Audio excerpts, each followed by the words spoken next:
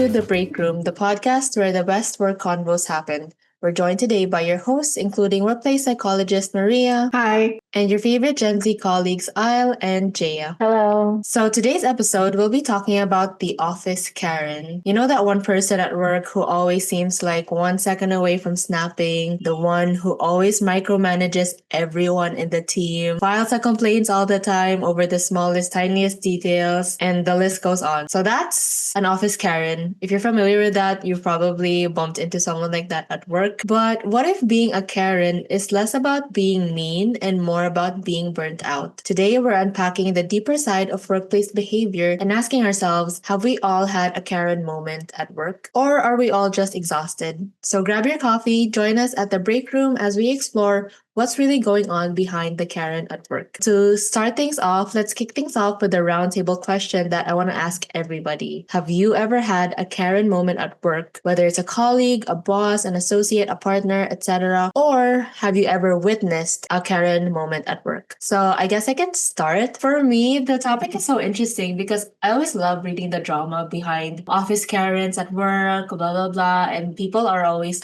open to posting their office dramas at work online. But I think personally, I've been very fortunate enough to work with people who have been really cool and chill to work with. So unfortunately, I've never had a Karen moment.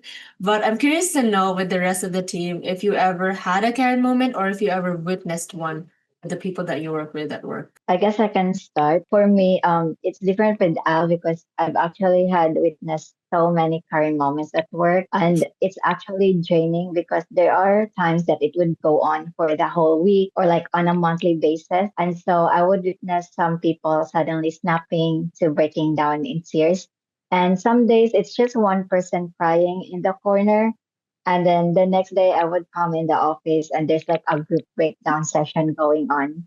And then there are times that it feels like we are walking on eggshells because one person would snap over something small, and then another person would constantly complain about whatever we are working on or when things are not working out because you would start to be reactive instead of being proactive. And of course, it affects everyone. And then one would have unreasonable demands or entitlement, and then another would have overreaction or outburst. So it's just a combination of all those things that, like, I'll witness. I wouldn't specify the scenarios, but like, um, some people would be micromanaging everyone and not trust the team, and so it's harder to work as well. But to be clear, I don't think that they were actually like really mean as a person. It was just obvious that everyone was so exhausted and running on empty, and that's why like everyone is on a current mode in like some occasions. Wow, what a drama and really hard to handle in the office, Jaya.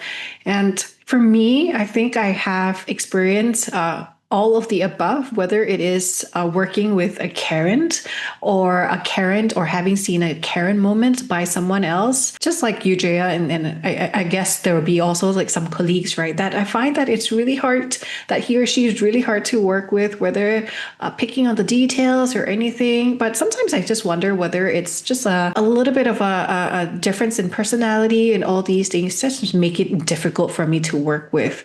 But today, because we're talking about like a Karen moment, I would say that I also have my fair share of seeing them sometimes feeling more stressed out than usual. And even for myself, I'm pretty sure I have my Karen moment also, right? Like that sometimes I feel like I feel very irritated, and then I show like my irritations to people. I think I don't know. I have a feeling that all of us also have our Karen moments one time or another and show up our irritation, especially those most closest to us. Yeah, I agree. I think when you kind of spend more time with people within your team, I think there's also that comfortability that comes out with either showing you're irritated or you're happy. It goes both ways.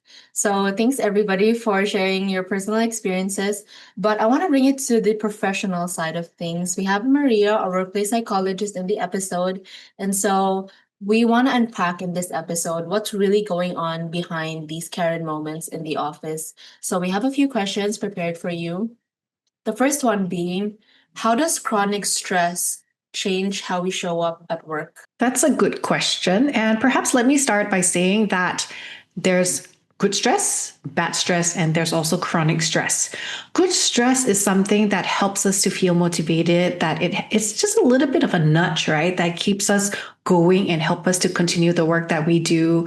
Bad stress, negative stress or bad stress is something that perhaps stop us from doing something that we want to, something that takes us about like maybe 20 minutes to do might take an hour because we're not able to focus. However, once we're done with it, we feel better, we feel relaxed, and we go back to our usual stuff. Then there's also chronic stress, which is something that you feel it's never ending. Although the deadline is done, but there's another thing that comes in, and you feel that it never ends. And this affects us emotionally, psychologically, physically, and we feel that there's no way out. Even there is one, it's just a feeling that there's no way out for me. And it also can affect us in other ways, such as our sleep, our eating, and it becomes a vicious cycle where you know that you're so tired, you're exhausted, but you're not able to sleep because you have so many different things in your head that it disrupts your sleep. So it goes on as a vicious cycle for chronic stress. That's interesting because yeah, there's actually many types of stress, and most of the time we don't really understand like what type of stress it is and where exactly it's coming from. And based from my experience, people react differently to stress. And so I would like to understand why do some people lash out under pressure while others just shut down? Thanks, Andrea. And for sure, there are many different ways of dealing with pressure and stress. And I believe that all of us sometimes, right, we want to scream at other people. Is that true? Just give me a nod if that's a yes, if you feel like you want to scream at someone. But we don't do it all the time, right? You don't feel, you don't get irritated at everyone and scream at everyone. At least not that I know of, the two of you. I don't think I've seen you two scream, but I'm sure you feel the frustration or irritated at times. And what stops you, right? What stops you and every one of our listeners here from screaming at people every time you're irritated is knowing that there are consequences, and the negative usually is the negative consequences that might happen, right? So the part of the brain that helps us to make the decision whether to scream or not to scream is the prefrontal cortex. And this is a part of the brain that helps us make and evaluate and make better decision. Okay, so this is part of the brain. And when we are stressed out, when we're feeling super stressed out, when we're very tired, when we feel overwhelmed, when we feel that there's no way out, right? Another part of the brain called the amygdala sort of hijacked making that decision and causes you to make the decisions based on emotions. And that is why sometimes people lash out, that it is due to that emotions taking control and taking over that causes us to also respond in that way. Okay, it's almost like a fight or flight, right? In the way you're fighting with something that is that's happening. So people do go into the fight mode, and they snap, they lash out, or some people get aggressive. And other people go into the freeze mode, which is withdraw, go silent, don't want to talk to anyone. And that's why we sometimes call it a shutdown, right? Whether they fight back or lash out or they shut down, both are survival responses. And it's just a way that people express differently. I hope that makes sense, Chair. Yeah, it does. I guess for me, I'm trying to think which is applicable to me, but I think it just depends on the situation. Either I would shut down or I would just like lash out. But of course, lashing out to the person you trust, or like more like just sharing it with another person and talking about it instead of lashing out in that very moment, like just talking about it after you get home or something. Yeah, I guess that's also the other thing. Made me want to also add that I don't think we would always prefer flight or fight. It really depends on the situation and the challenge that we have. So, so we can do both sometimes. I mean, one time it could be more flight, the other time could be more of the flight. Yeah, it really depends. Thanks, Maria, for sharing that. And so far what I've gathered is when people are stressed at work, there are different ways that these are shown or exhibited externally, and most of the time they can be considered negative. So like these are when office Karens are born is when somebody's exhausted or stressed from work and it kind of shows through their actions. So I guess a follow-up question like in my head would be advice for people dealing with office Karens. I think it's easy to say that, we try to understand their side, where they're coming from. But if that person's in front of you or if they're bothering you in the meeting or like in the office or something, what would be something that we could think about or just kind of like an advice on how to deal with kind of office Karens? That's a good question. I'm thinking of throwing it to Jaya first because seems like she has dealt with a lot of the office Karens before. So let's hear. She always gives us practical tips and then I'll share mine. Right? Jaya, do you have some practical tips? Well, for me, because I've experienced someone who suddenly yell at us or at me also because of frustration. Things are not working out, the deadlines are not being met or something. But for me, I did everything that I could, and so I wouldn't feel bad about it because I know I did my part. And so when that happened, I just stayed silent. Like it's just one example, but for me, I did not yell back. I just look at the person, like tried to empathize with her or him and acknowledge that you are being stressed now and we will work on this together. We are a team. We're not fighting with each other. So we have to, like, for me, it's more being proactive. When someone is shouting at you or yelling at you, instead of reacting back and feeding into those negative behavior, you should be proactive and see the bigger picture. Because at the end of the day, you don't want to say something that would hurt the other person, and the next day you will come in the office regretting what you have said.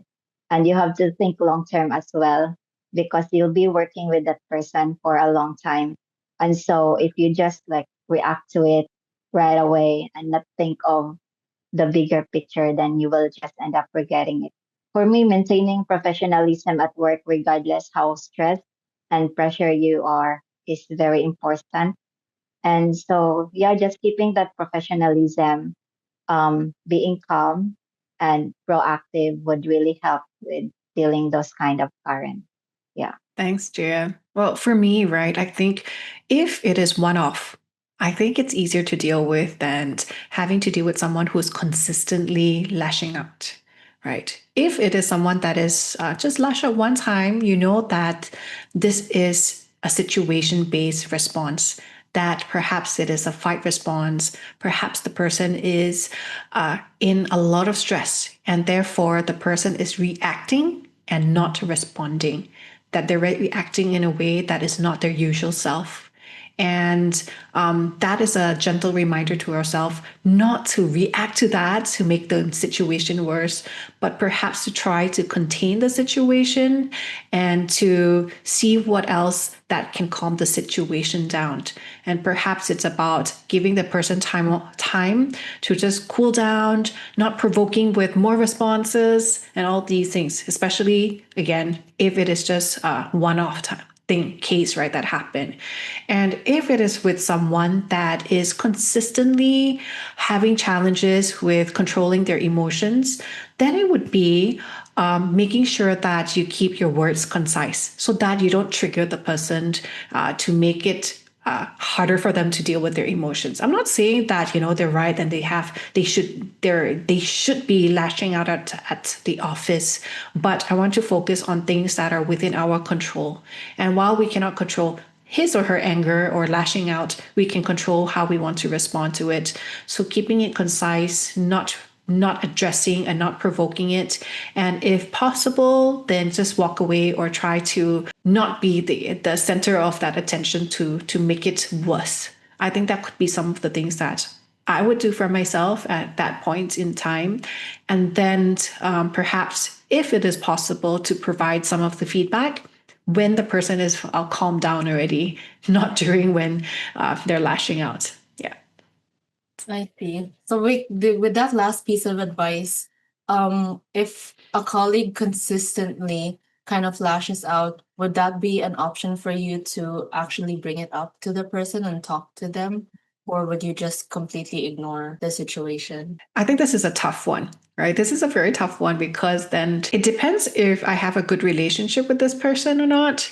And if I do, then perhaps it is something that I can bring it up in a gentle way as a colleague, as a support. However, if I don't have any good relationship, I think bringing it up, if me bringing it up, may even cause more lashing out. If that's the case, I would probably look at my other team members to see if there's anyone else who would be a better person to provide this feedback for this particular colleague. Right. Whether it's my boss, maybe if there's any other colleague who's closer to this person. And because lashing out means it's not directly directed at just one person. Lashing out means everyone in the team or whoever that sees it is are all affected by it. Right. Yeah. Thanks, Maria, for sharing. And I gather with this segment we had with you is it seems like there's no one way medication to deal with office Karens in general. It really depends on our relationship with the person, the situation that we're in, the how often it's happening. And so it's nice to kind of get inside the psychology of things or behind the scenes or kind of tackle what's actually happening. And so now that we've unpacked the psychology, thanks with Maria's help, let's hear from our Gen Z colleagues. And so, what Gen Z's take is on dealing with office Karens, or have we ever been the Karen? So, my first question for Jaya is, and also I'll be answering this as well, is do you think with our generation now and like dealing with the online world, do you think burnout is being glamorized online? Okay, all right. Yeah, for me, I think in some ways it definitely is. I've seen many posts online, like on Facebook and Threads and TikTok, that they would treat burnout like a badge of honor. Like they would be flexing how they are working nonstop or surviving on coffee and getting 3 hours of sleep somehow means that they are doing great. But while it might get many likes, comments, or it might feel relatable to many because hustle culture is being glamorized as well, it could be really dangerous, or it's actually dangerous.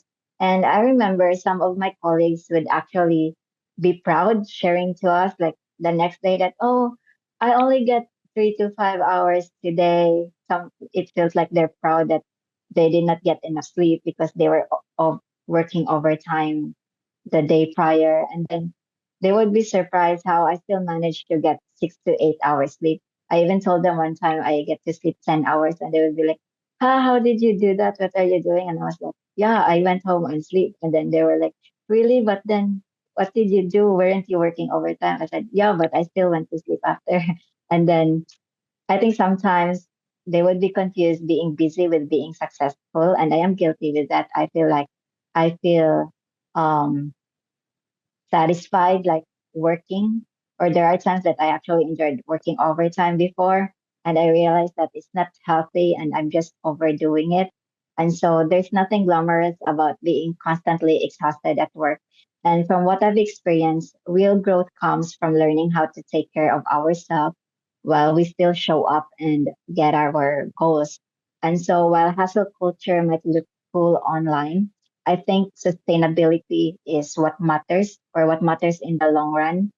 Because if we just keep glamorizing working too hard or working overtime or being burned out because everyone feels the same, then that's not good at all. And it shouldn't be normalized or glamorized. And we should learn to learn how to work healthy and manage our time more and know our limitations. Yeah.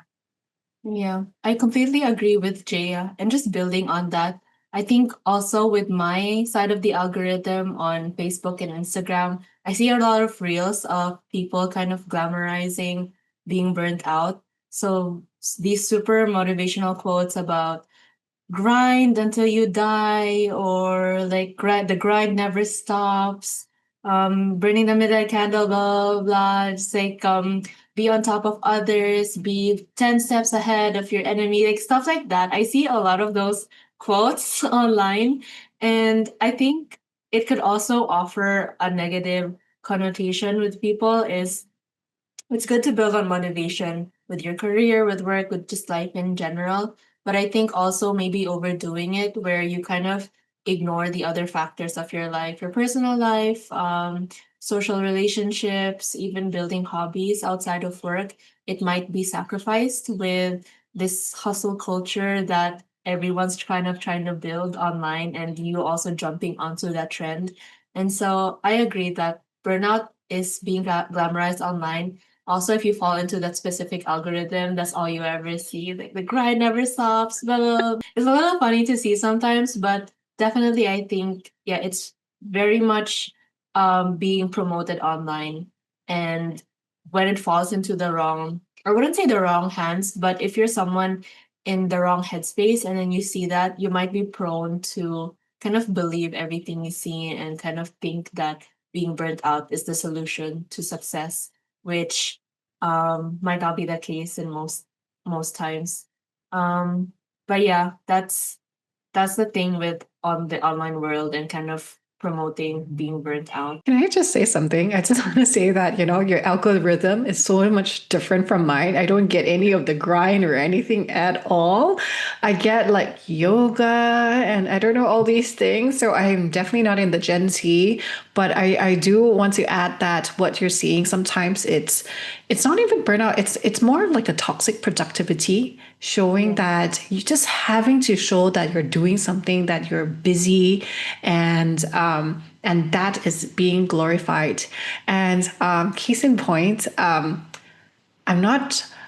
When I was learning Mandarin, right, one of the word that I learned to write was the word for busy, which is mang, and they said that the word itself is a combination of the symbol for heart and death. And so back then, they said that if people ask you how you're doing and if you respond busy, it means something is wrong with you, that you shouldn't be busy at all. And that's why it has like a connotation with the word death itself.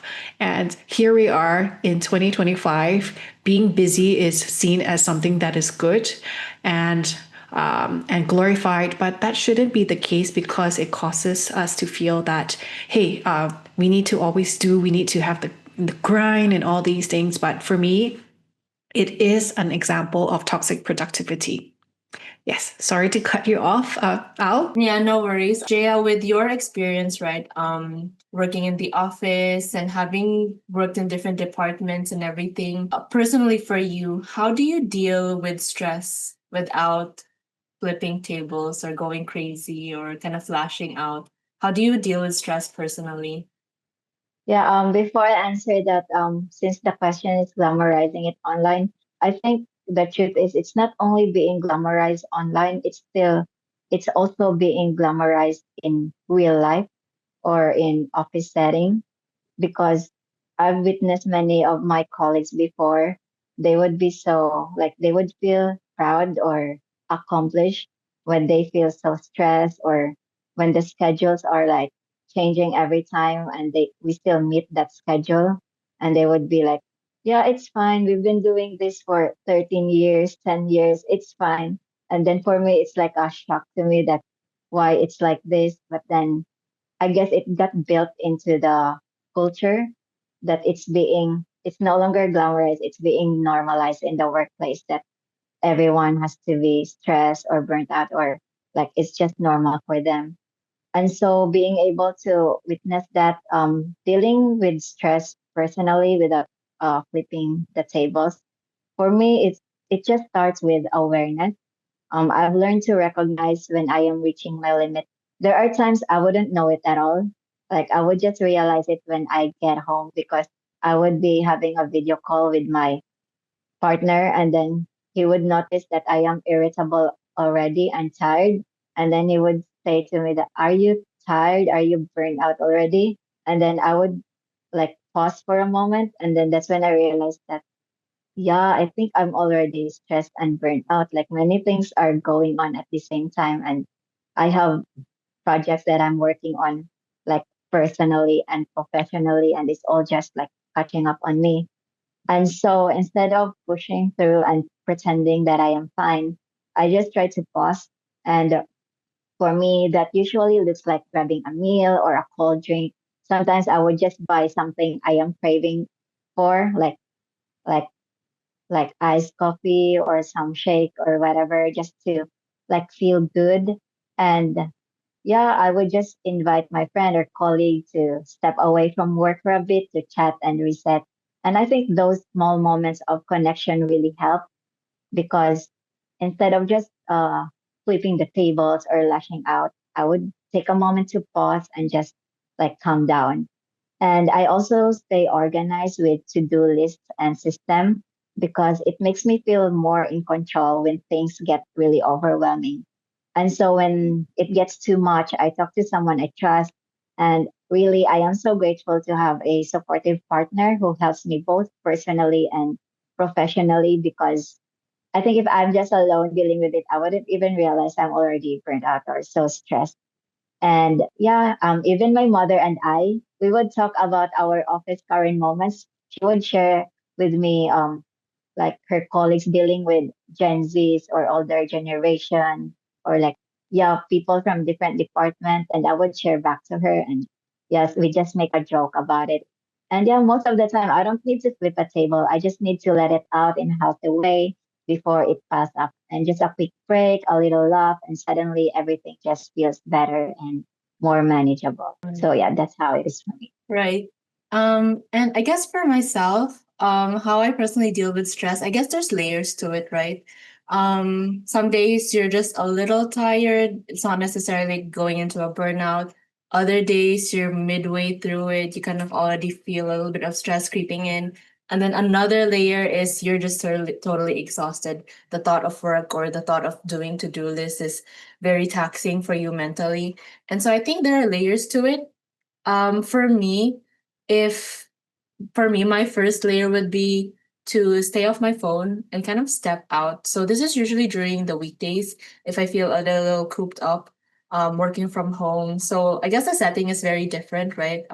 This only applies for people who work from home. This doesn't apply for people who work in the office. But for me, if I feel a little cooped up working from home, one is try to stay off my phone, and another is to step out. So literally step out of your house or your apartment or your building. I used to do lunch walks, and so I would kind of just walk around the block, go to the market, and then buy some fruits, and then just walk back. That little 20-minute break is a huge help because I think there's just something with feeling the sun on your skin and seeing other people interact in the street. It kind of puts you away from your desk and then seeing people in real life, kind of the world operating outside of the desk that you work in. So I think stepping out, putting yourself in a different scenario, it definitely helps. And then my second layer for when stress kind of creeps in a little already, you're midway through like a burnout. For me, it would be prioritizing my weekend. So sometimes the weekend, if you don't put any plans, it can just fly by. Friday night, in a blink of an eye, it's already Monday morning. So by Monday morning, you're like, oh, is that the weekend already? I feel like I didn't do anything. I don't really feel recharged. I don't feel well rested. And so prioritizing my weekend, meaning I would book a workout class, like a yoga class, or I'd go boxing or something over the weekend just to kind of feel a little bit productive in terms of your self-care or your personal interests being prioritized on the weekend. And so when Monday rolls around, like, oh, I actually did go to yoga or I actually did go to Muay Thai or something like that. So that would be the second layer is prioritizing activities that I actually like over the weekend so that by when Monday rolls around, I feel a little more well rested. And then I think the third layer for me is when you're actually super exhausted, you feel burned out and everything, is to try and take a vacation leave or like a day off and maybe go on a trip if it's something sustainable for you. It doesn't have to be like a trip outside of the country or something like that, but something as simple as going to the beach over the weekend, I find that it really helps. Or if you're someone who's into hiking and you want to go camping over the weekend, just kind of getting yourself outside of your environment of like that there's your desk, all of your to-do list, the things that you have to do on routine every day. If that kind of feels overwhelming at some point and you already feel exhausted and in the brink of breaking down, I find that going on a trip can be as simple as going to the beach or maybe just even going to the park and like having the whole day there, spend some time with your friends or like your partner or a loved one, just kind of completely taking a day off to kind of recharge your soul or recharge your mental well-being, your mental state. I find that it really helps. So that's how I deal with stress without flipping tables. I think there's layers to it, right? If it's something that's a quick fix, it's usually like taking a walk outside. If you're midway through it, maybe prioritize some activities that you like over the weekend, or if like it's this is the last call of for you to restart, you recharge your brain or like recharge your soul, your heart is maybe go on a trip or go on a simple little day trip to just kind of get yourself out of the situation and assess how you feel and kind of recharge your body. So that's mine. That's my little layers of how I like to deal with stress without flipping tables. Yeah. Sounds really good. I guess both of you, right? And just the official term for this would be like the ability to disconnect. And in this case, you're disconnecting from work and allowing the body to just really rest and recharge. Yeah. So that sounds really good. Yeah. I'm really glad that everybody shared their own little experiences as well and their thoughts. So, with all that psychology talk and our personal takes, I think it would be a good time right now for a quick game break to test our workplace radar. So, this time around, it's time for toxic or tired. So, with this game, I actually came up with 10 prompts, 10 situations that are applicable at work. These are things that normally happen in the workplace with your colleagues, your boss, your associates, stuff like that. And so, with these 10 situations, each of us decides whether this is toxic or tired. So, meaning if the person doing this is someone who's a toxic person, or if they might just feel tired during those situations. And so, this is a very interesting game that I find exciting for every one of us to play, but we will go through each of the prompts together and we can decide whether it's tired or toxic. So, same how we did last time around, I think each of us can kind of talk a little bit about our answers and why we came up with that answer, what we think that person is going through. But that is the game, toxic or tired. Are you guys ready? Yes, we Ready. are ready. Okay, let's start. So, first situation. Is this person toxic or tired? Snapping back at a teammate in a meeting after a long day of back to back Zoom calls. Is this person toxic or tired? I'm going with Uh, tired. Oh, thumbs up. Tired. Okay. Tired. Sorry, I was a bit delayed. Yeah. Everybody was. Okay, so I think you go to the next prompt. We all kind of agree on that. Second prompt is slamming their laptop shut and storming out after being assigned one more task. Toxic or tired? Going with toxic. toxic. Toxic. What's your going? What are your guys' opinions on that? It also could be tired, but I'm curious to know. Well, for me, it's one thing to like storm out after being assigned one more task, but it's another thing to slam the laptop. It's a company property also, and like it's just a dangerous behavior overall, slamming things and that is so it's not good overall. Yeah, I think you could be tired and then shut your laptop out. But for me, I think I draw the line with storming out. So, like walking out in the room, walking out with your team or your boss or something, I think the storming out part seems toxic. like in the K dramas or something. Yeah, I guess it's also like, you said it's storming out right after assigning more tasks. So I'm imagining that some like task like, hey, Al, can you help me do this or something? Oh, you need to do this. And then suddenly you just like get out from your table and then like you sort of slam your laptop and then you walk out. Then I'll be like, what just happened? So therefore, yeah, that would be toxic. Yeah, I agree. Okay, next situation is muted in a Zoom meeting, camera off while running an errand. So it could be like folding laundry or maybe going out to get groceries. You're muted, cameras off because you're running an errand. Toxic or tired? I'm going with In tired. between. It Yeah, depends. Wow. maybe. Depends. What are you guys' thoughts? But for me, if it's a scheduled meeting and you decided to still turn off your camera and do some errands, I think it's not professional and it's a toxic behavior. But then, let's say you were already out and then suddenly your boss calls you and schedule a like unscheduled meeting, and then you still attended, right? But you're out, and of course, in order not to distract the team or the other person, then of course you have to turn off your camera, especially if you're walking around. But so I don't think that's a toxic behavior. I guess it depends if it's a scheduled meeting or just a sudden call. Yeah.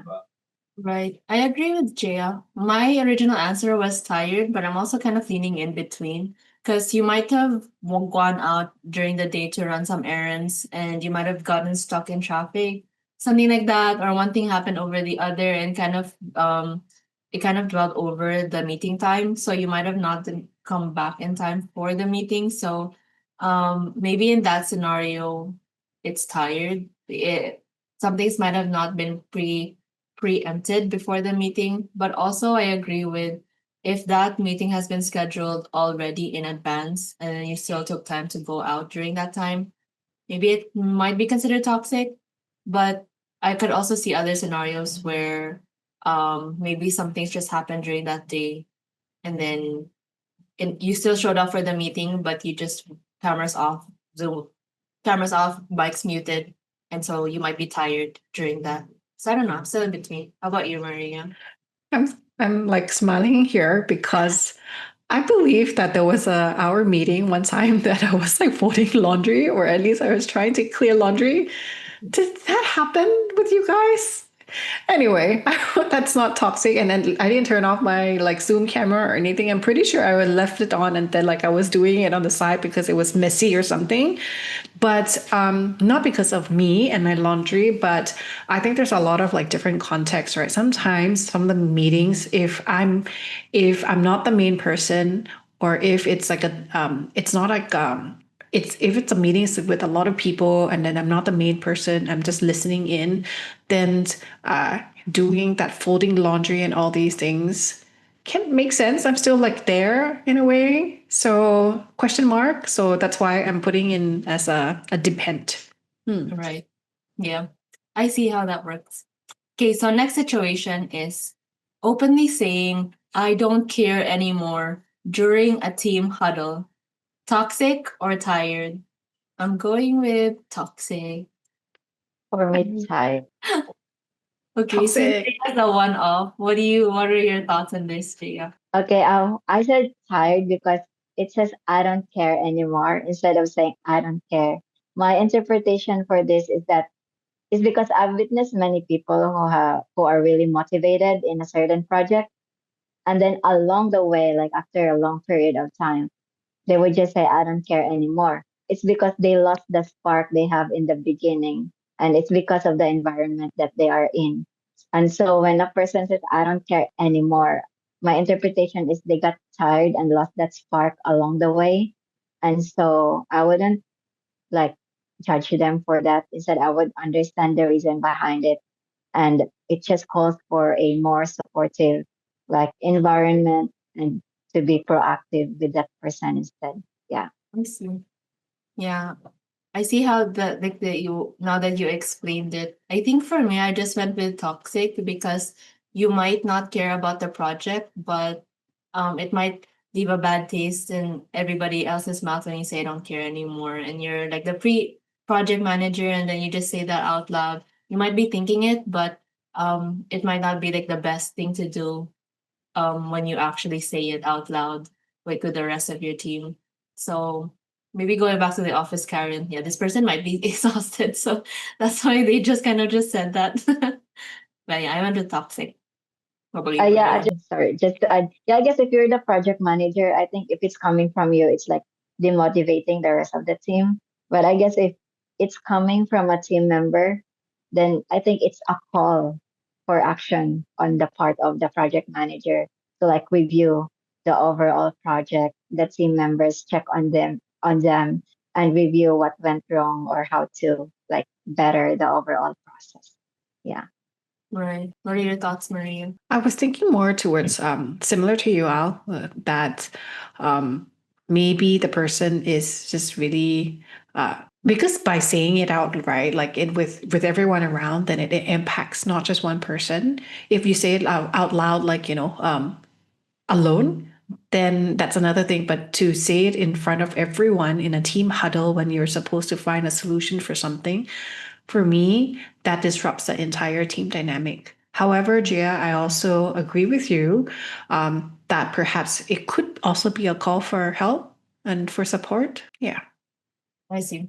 In this situation, it depends. Yeah. Yeah, That's I my guess take on it's different because from what I've witnessed, like I know the backstory and how it happened and why that person like broke down or just suddenly doesn't care anymore. And it's just for me, it took a long time to actually get there.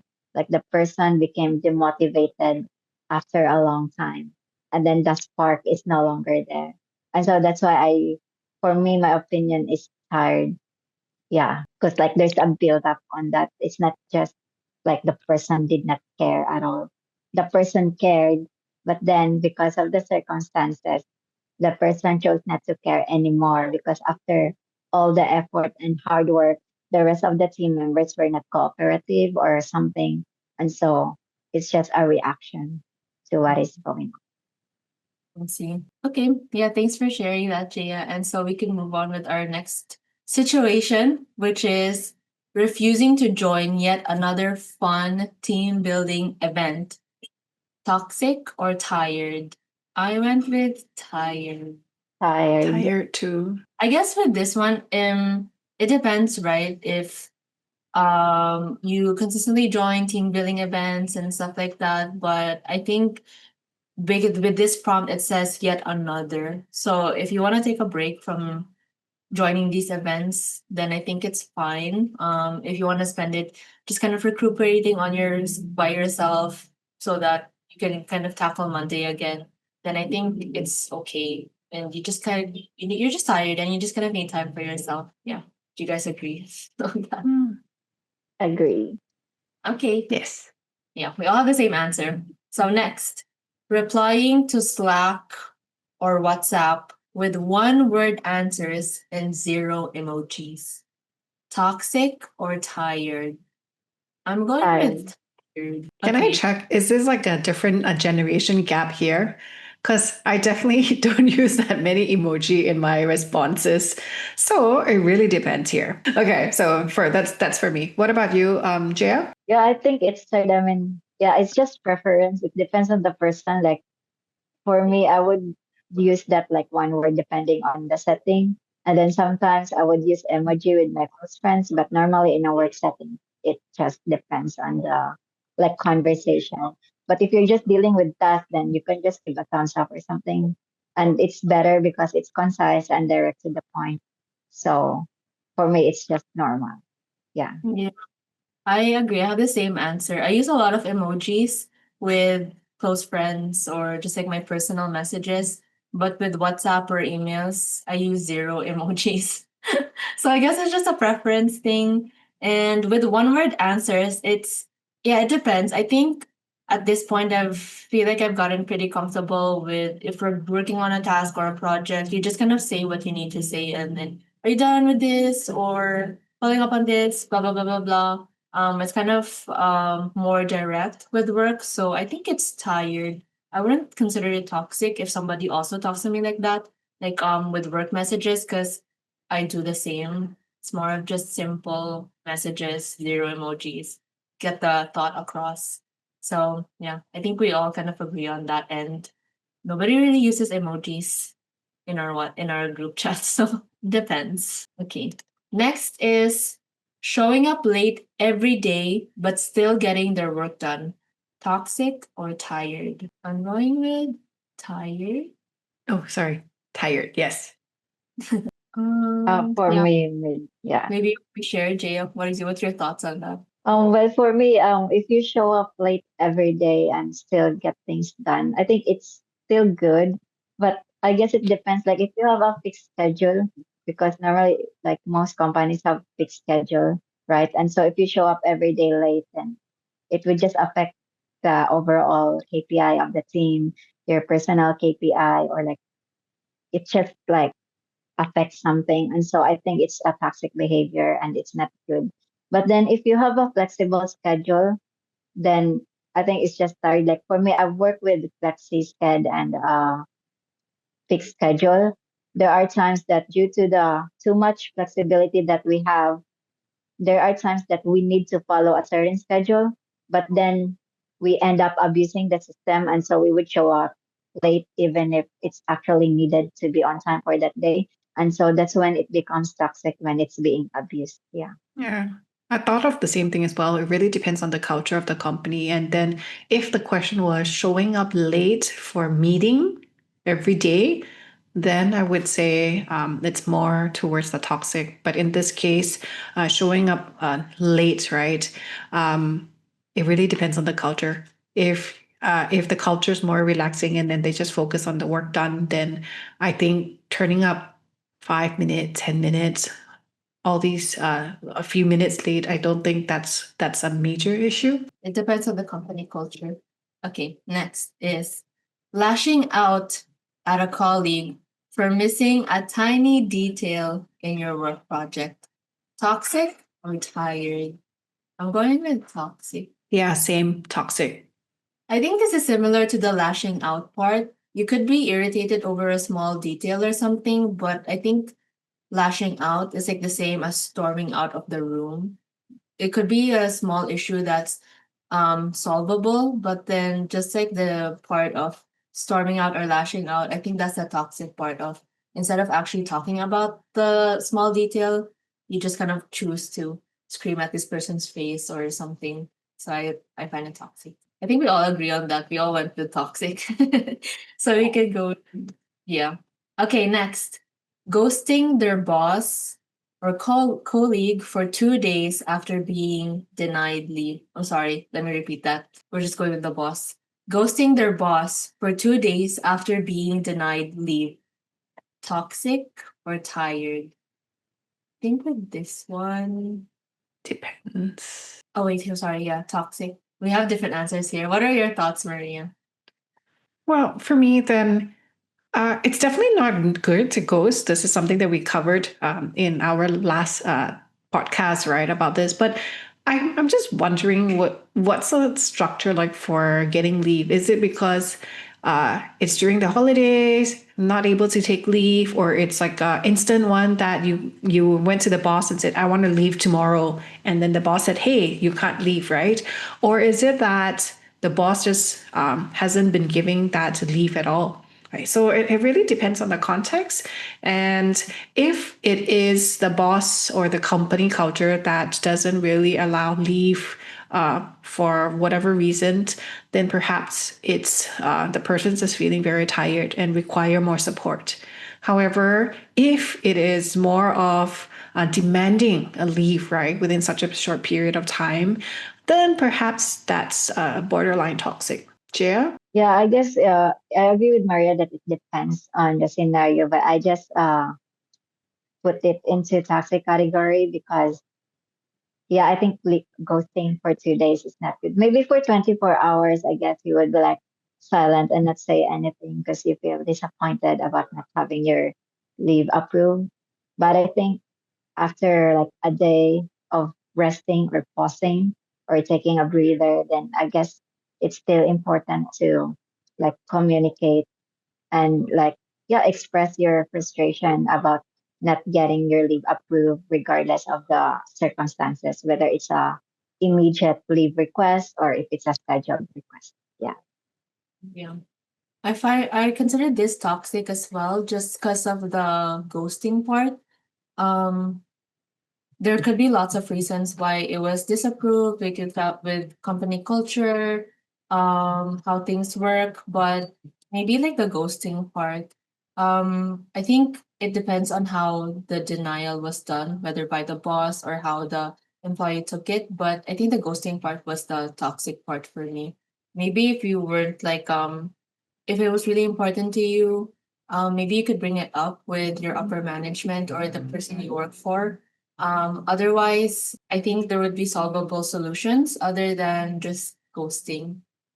So yeah, that's why I considered it toxic. But yeah, I also agree like it depends on the company culture and how you work with your boss. Okay, so our last situation is loudly complaining about leadership during lunch break. So the original prompt was loudly complaining in the pantry, but this works for office settings. But I guess with like the work from home setting or like an online setting, just kind of complaining about leadership, maybe in your group chat or with a coworker or just kind of behind the upper management's back or yeah, but in the office setting it's loudly complaining in the pantry about leadership during lunch break so other colleagues and other members of the team could also kind of overhear you guys. So yeah, is this toxic or tired? I'm going with toxic. Yeah, it's but also I think it's a toxic behavior in general, but I think that person is tired. Oh, do you Like want it to talk more stems, about yeah, I guess it stems from like deep frustration, right? Like I wouldn't think someone would just loudly complain in the country about leadership if he or she wasn't tired and like frustrated to begin with. I agree that it's a very toxic behavior to be doing that, especially if your colleagues or other people would like overhear it, and of course it would leave a bad impression because whatever they will hear, it might be misinterpreted or be spread out to the other people, and so that is very toxic. But I think I also acknowledge that that person could be very tired at the same time. Yeah. right? For me, I would consider it tired if I think it's unavoidable if you kind of bump into small issues with your leader or like upper management. And I guess if you share it with a close friend, just with your frustrations at work, just kind of keeping it on a personal level or sharing with a trusted friend, I would consider that tired. But I think with this situation, it implies that you want other people to hear it indirectly, so I would consider that toxic because it kind of feels like you're spreading rumors or intentionally want other people to know indirectly what you're going through instead of just kind of maybe discussing it with the person you're concerned with. So I consider this toxic if you intentionally want other people to hear your side of the story. But if you're just sharing on a personal level with a friend how tired you are at work, I think that's tired. But yeah, with this situation, it's being intentional with other people wanting to hear it. So I would consider that toxic. How about you, Maria? Yeah, same. Same as well. If it's loudly complaining in the pantry, it's intentional, wanting others people to hear. But if it's in a small group sharing, I think that's more of tired and then just wanting a listening ear from people. Yeah, I agree. Okay, so that was the last of our situations. That was very I found it very fun, a little bit chaotic with our different answers, but very exciting. And so now with our next segment, let's slow it down and get real and kind of share a practical thing that our listeners can take away on how to deal with exhaustion and difficult coworkers and just kind of wrap up our office Karen practical takeaways. So maybe Jaya can go first and myself and we have our workplace psychologist to wrap up everything in a bow. Okay. Yeah, I guess overall, right, when someone is being a Karen, I guess it's because there's a toxic work environment. And so it's very hard. And I think if we are not careful, we can unknowingly start reflecting that same energy. So if you're surrounded with toxic people, negative people, then you might turn out the same way. And I've seen how easy it is to dwell on the negatives, to complain or to snap, not because we are bad people, but because we're tired, overwhelmed, or actually burnt out. And so sometimes without even realizing, we start becoming the very Karen we are trying to avoid. And yeah, in many cases, we are not even aware. I've got myself feeling more irritable and reactive, not because I wanted to be, but because I was actually burnt out. And that's why, for me, just to wrap up, it's very important to pause and check in with ourselves. Are we just having a bad day, or are we carrying too much for too long? And for me, I witnessed my colleagues go through burnout too. And so instead of feeding into it or making it worse by pointing out mistakes or delays or focusing on those tiny details, we should, or I choose to empathize with them. I try to understand why they're coming from, offer support, or even suggest to step out or grab a drink or just something to help for them to breathe and rest. I think for me, you should be able to acknowledge or become aware when you yourself is like being burnt out, and to also observe your colleagues or the people around you so that you can offer support. For me, ultimately, awareness is the key, not just to protect our own well being, but to create a space where others can breathe too. And yeah, it's a two-way process for me. We acknowledge if we are being burnt out or being too negative so that we don't spread that. And at the same time, acknowledge when the other person is just too negative and to not dwell on it as well. Yeah. How about you, Anne? Yeah, so thanks, Jay. For me, my practical tips is I have two. So one is for yourself and one is with dealing with another like office Karen. So my practical tip for yourself is how to avoid being the office Karen is kind of I think is to assess yourself first, basically like fix yourself first, and going back to the three layers that I mentioned earlier is if it's like the first layer is maybe just getting off of your phone, step outside for a little bit, buy a fruit or something. Second layer is prioritizing your weekends. So you don't feel very lethargic or kind of burnt out over the weekend. It doesn't just pass by in a blip. So just kind of focusing on setting aside time to do activities that you actually like over the weekend. So when Monday rolls around, you feel a little bit more refreshed rather than you just feel like 48 hours pass by and you still feel tired. And then the third layer, if is when you're really on the brink of exhaustion, you're in the brink of a breakdown, is maybe take a trip for yourself.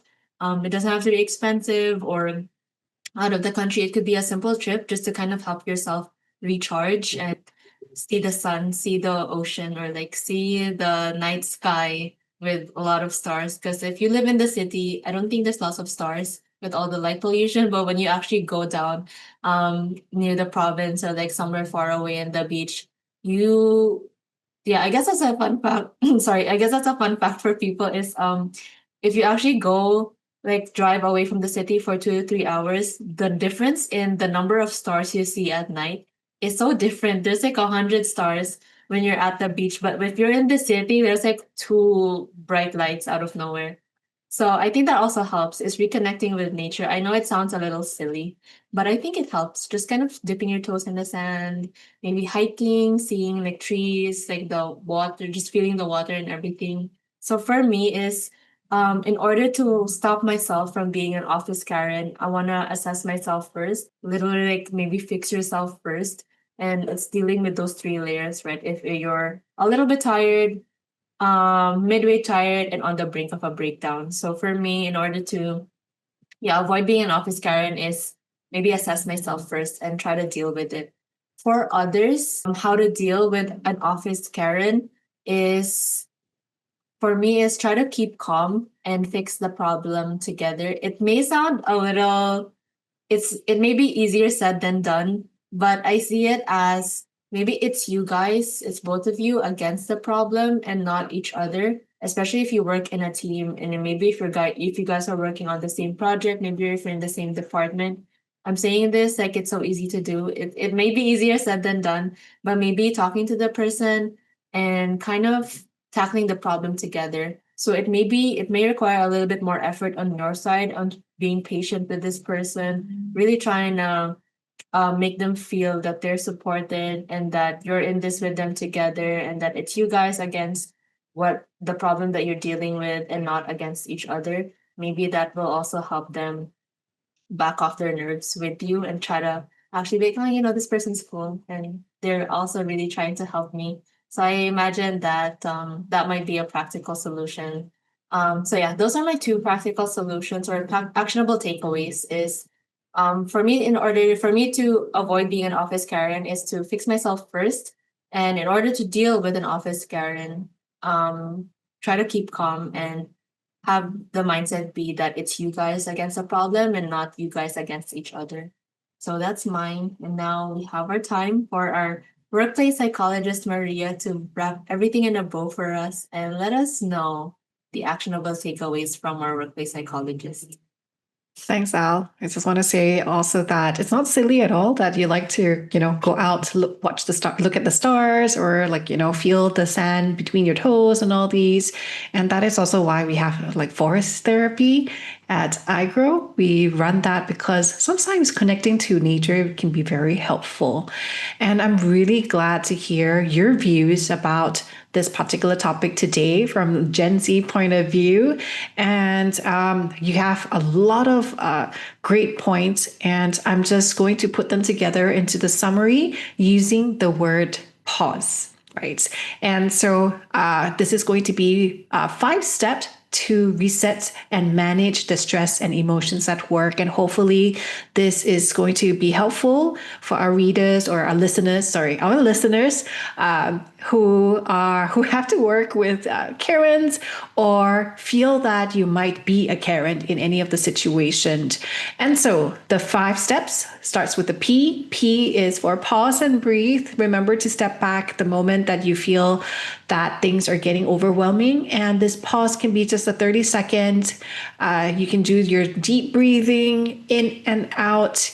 And you can even take a step away from the situation until you feel more calm, and then re-enter the situation or the environment again when you feel more prepared. So that is P. A is for acknowledging the emotions.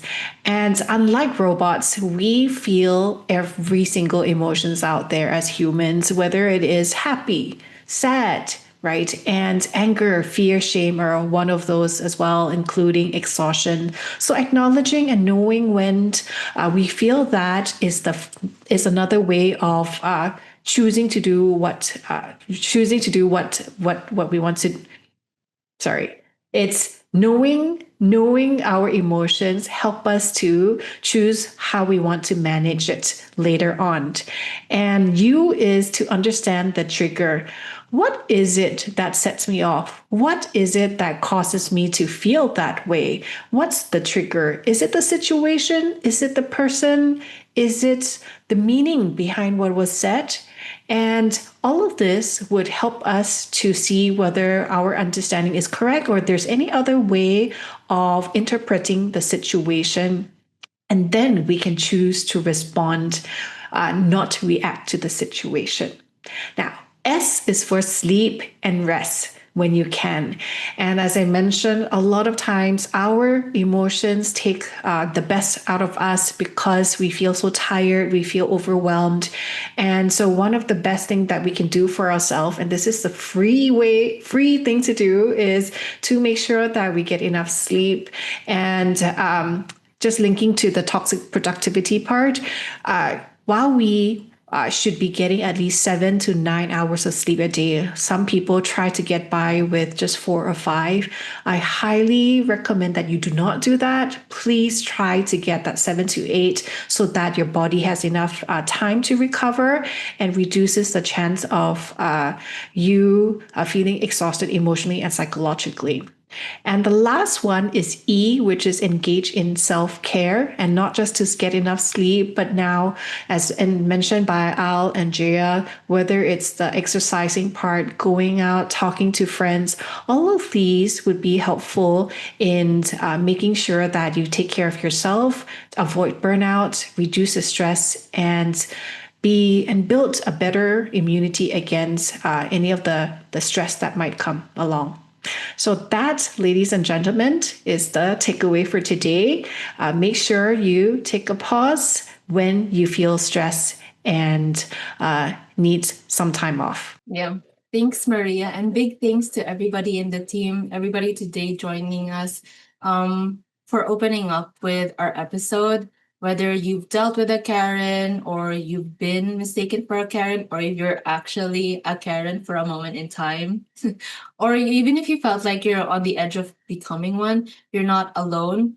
Burnout doesn't define you, but awareness can transform you. And I hope the practical takeaways, the actionable takeaways that we discussed today kind of helped you a little bit. Maybe one or the other resonated with you. Hopefully, this podcast was a breath of fresh air for you to listen to and actually practical. So that's it for today's coffee break. Thanks for hanging out with us in the break room. Don't forget to share this with your favorite coworker, work buddy, and if you got thoughts, rants, or feels, slide into our DMs. Send us an email or a message. We're at iGrow Online on most platforms. And remember, your well-being matters even between meetings. Catch you next time, guys. Bye for our next episode. Bye. Sorry, I think we need to redo that. I was trying not to cough.